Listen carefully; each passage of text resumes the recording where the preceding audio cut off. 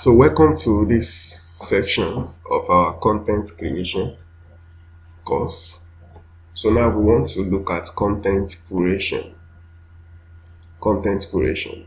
And under content curation, we will be seeing the definition of content curation, and we'll be looking at some tools you can make use of for your content curation.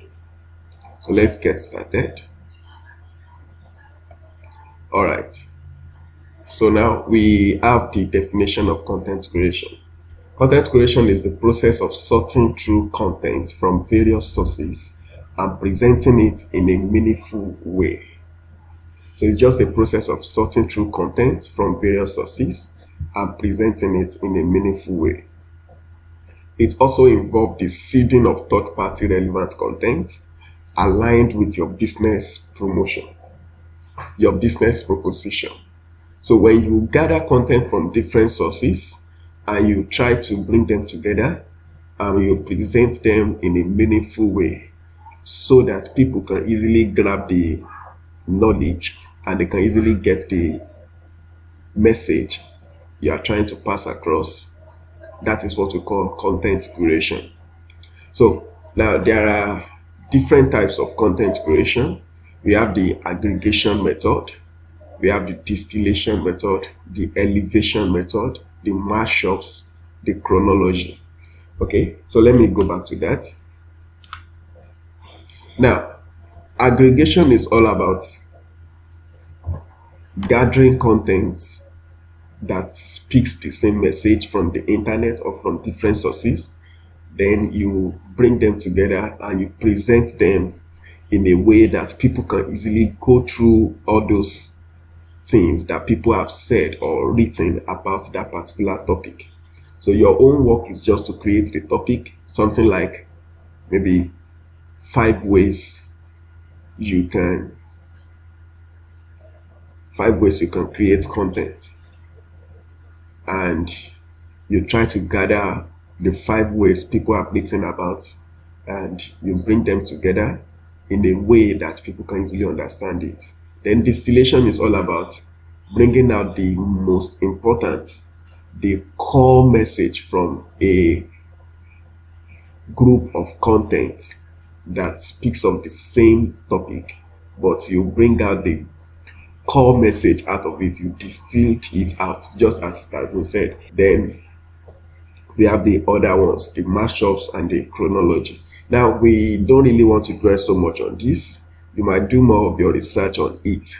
Now, the most important of the content curation is the aggregation method, and that is what a lot of people use. So you can see something like 10 websites that offers free digital marketing courses. So now you are not the owner of those websites. You don't know anything about many of these websites, but you do your research, you bring together all these 10 websites and you present it as a content for your audience so they can know about this. It will be difficult for them to be trying to make a search for each of these websites one after the other, and you trying to present yourself as an authority in that field. They will trust your aggregation because they believe that you know what it takes to go through a particular program like digital marketing, and you know what to look out for. So from your review, from that aggregation, they want to trust what you have said. So that's content curation. There are two basic content curation tools, or 2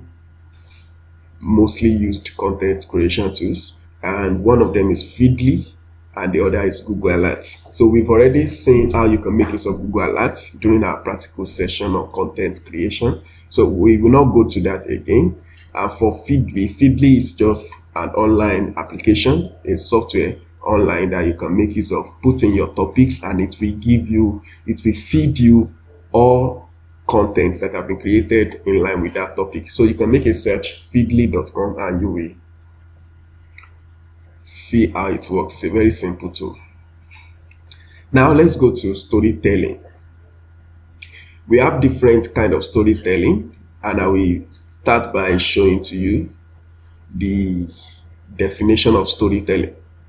Now, when you create content, so many times you are trying to create a story, you are trying to tell a story, And telling a story as a way of creating emotional connection with your brand and with your audience. So your ability to create meaningful stories and to create a story that your audience really like will really help you. So when you are creating your content, sometimes is advisable you take note of the storytelling frameworks. So some of the frameworks we have here is the Pixar frameworks, the rag to riches frameworks, the big idea framework, the hero's journey framework, and the story cycle framework. So we'll be looking at just maybe one of them, but I will just give you a summary of each of them and you can do more of your research on that. So the big idea framework was made popular by Steve Jobs and is a way of showing to people to inspire them about a particular product. So you promote the product in a way you want to inspire people to be part of a particular idea. So Steve Jobs did this when he was trying to introduce the iPhone to the Macworld at Macworld 2007. So you can go to YouTube and make a search for that presentation. You will find out that it is very inspiring and a lot of people want to be part of that idea. So the big idea framework is one way to tell your story. Then you know the rag to riches framework. This is mostly used by motivational speakers and you might have seen this a lot where someone tried to tell you a story of how they used to sleep under the bridge, and from there they were able to something happen, and now they are now living in 5-star hotel kind of house. So rag to riches framework, that's one of the common framework a lot of people use. And we have the hero's journeys framework, and this is mostly seen in most of all these Chinese movie if you have watched some of them before, and if you have watched those combat movies where you have the actor and the boss, as we used to say while we are young. So the hero's journey framework is mostly used in adventure movies and the popular Chinese combat movies. So the hero, you will notice he will start as a very weak individual, and as time goes on, he will become a hero in the land and he will save a lot of people. Sometimes he will be distracted by his love for maybe his family members or for someone he likes, and he will be beaten very well, and later he will come up and become a hero. So you know those kind of stories. So that's heroes framework, very funny framework. Then we have the Pixar framework, and this is what we will be expatiating on a lot.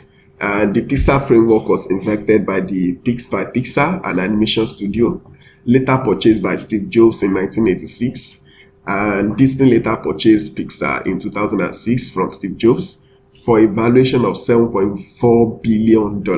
So it's a successful framework. It was mostly used in all these cartoon movies created by Disney. So Pixar earned 23 Academy Awards and 10 Golden Globe Awards, 11 Grammy Awards, along with numerous other awards and acknowledgements so far.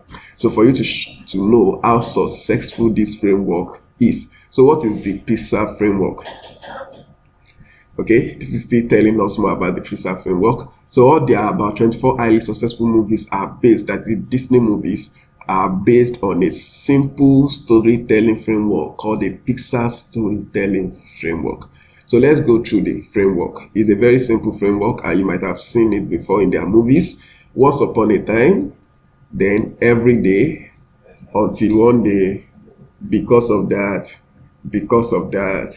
until finally, ever since then. Now, this might look abstract, but this is just the layout, the guide for the framework. Now, let's make it more practical so that you can have an understanding of what we are saying.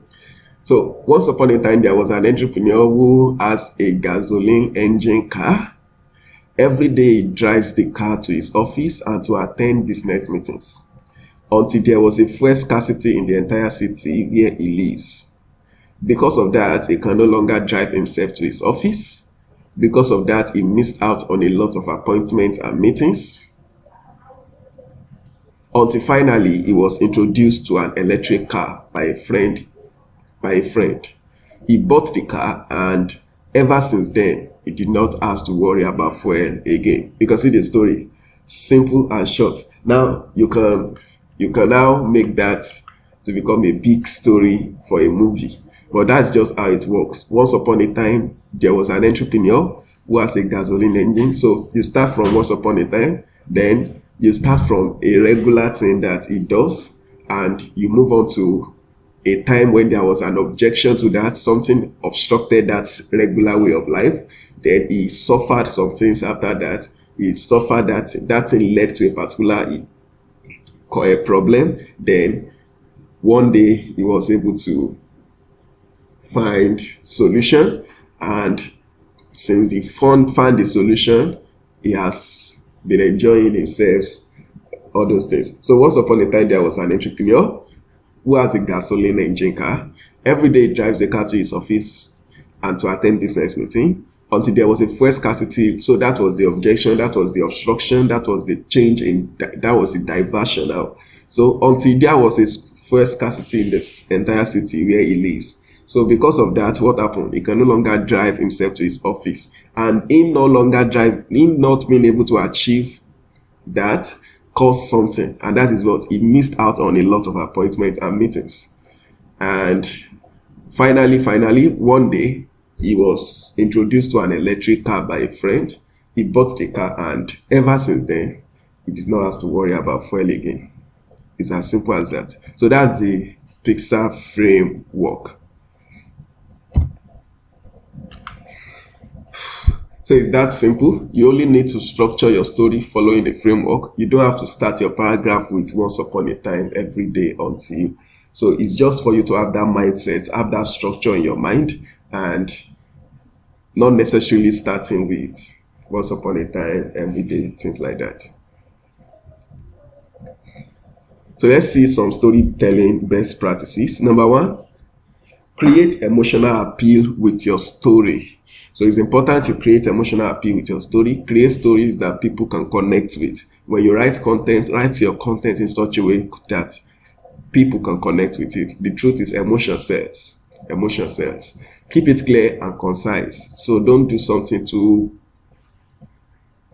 complex for people to understand. Even when you write in simple, easy to read. Write simple, easy to read sentences. Don't go for compound, complex sentences that people will be finding it difficult to read. Okay?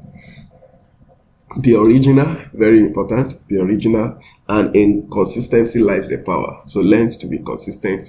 Create content regularly and be original. Don't be fake. Don't try to portray who you are not.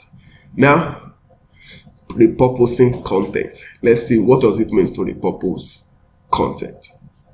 We've seen storytelling. Let's see repurposing content. What is repurposing content? Repurposing content involves taking an already published content and adapting it for use in another platform or for a different purpose. So sometimes the burden of creating new content can be overwhelming, and you might not really have much time to be creating new content every time, especially for each platform you are using.